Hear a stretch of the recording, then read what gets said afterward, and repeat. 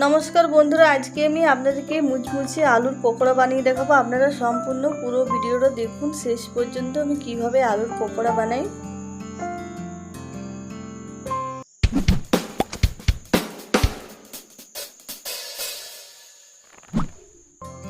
আর আলুর পকোড়া বানানোর জন্য দেখুন আগে থেকে আমি আলু গ্রেট করে নিয়েছি আর আলুটা ভালো করে পরিষ্কার করে ধুয়ে নিয়েছি আর জলটা খুব ভালো করে ঝরিয়ে নিয়েছি।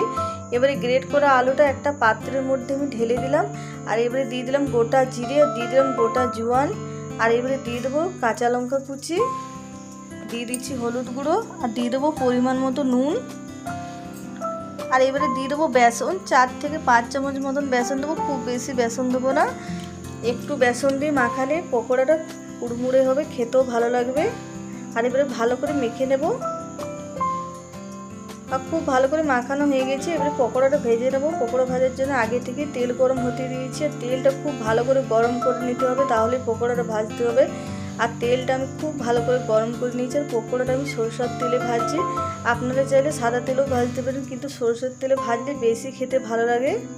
আর এবারে পকোড়াটা লাল করে ভালো করে ভেজে নেব আর দেখুন লাল করে ভেজে নিয়েছি আর তুলে নিচ্ছি আর এইভাবেই সব পকোড়াটা ভেজে নেব।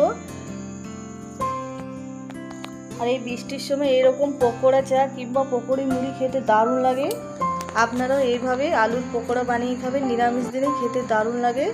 আর আজকের ভিডিওটা পছন্দ হলে প্লিজ লাইক শেয়ার কমেন্ট করবেন আর যারা নতুন দেখছেন তারা অবশ্যই আমার চ্যানেলটা সাবস্ক্রাইব করবেন, পাশে থাকবেন।